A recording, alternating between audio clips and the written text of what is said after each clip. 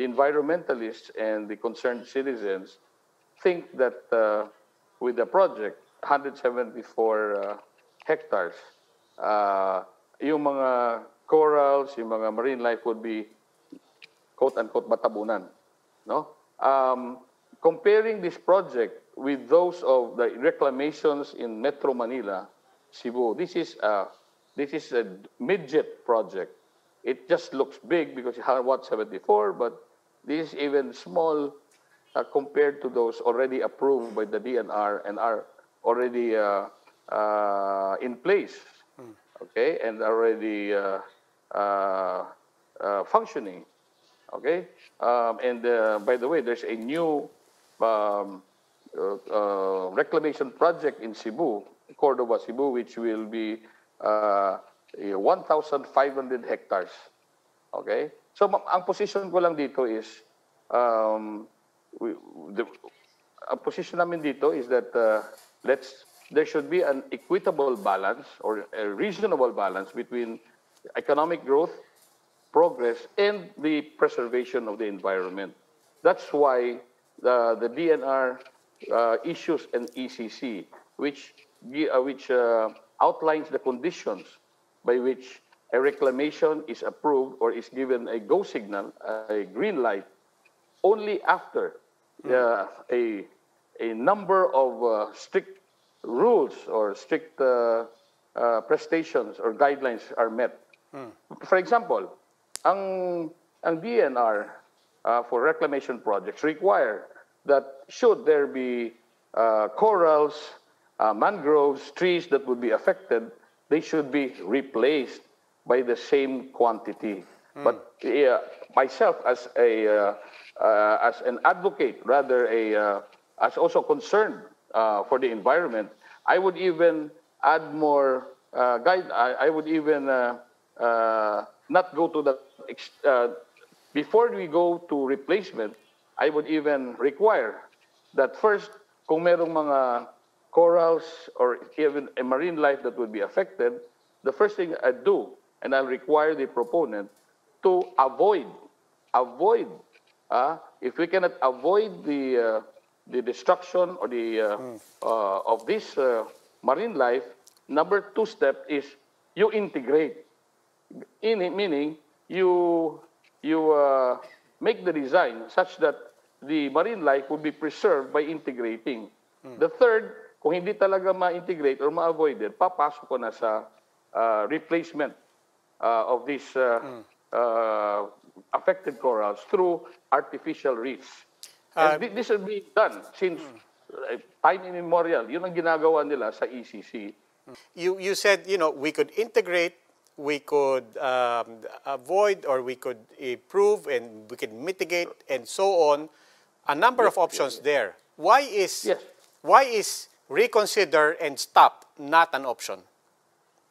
Reconsider and stop? Not an option. I mean, you said, umpisahan natin yung technical mapping, umpisahan natin yung technical studies. Kung makita natin baka merong ma-damage, ang isang option is integrate into the plan. The other option is iwasan. The other option is to rehabilitate. But all of that is going in the direction of the premise na tuloy ito kahit ano mangyari. Why is after the technical support, teka muna, nag-technical study tayo precisely to know all the options. Why is reconsider and stop not an option? You see, I am mayor of not only those who are active in the Facebook. A number of oppositionists or those concerned, you see, are not even residents of Dumaguete. When you talk of environment, the whole world knows about it. Magpapadala even Wildlife Foundation, Greenpeace, everybody joins in the fray, regardless of what. They don't even know the exact picture of the marine life of Dumaguete. You see, Dumaguete is not a dive spot. The dive spot is in Dawin, which is 30 meters away. Okay, I have a study that the boulevard, beautiful boulevard, is now a study on the sea sea sampling of sometime in 2019. I was alarmed when after the DNR took over Boracay for 6 months, and after there was a lockdown of the Manila Bay, I had that study, and I saw, and we found out that there's already a fecal coliform at the boulevard of Dumaguete with a number of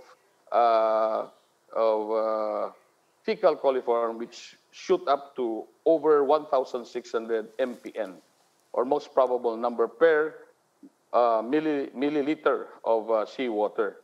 So, it's not actually a reclamation only. First, it's the establishment of wastewater treatment facility, a smart city.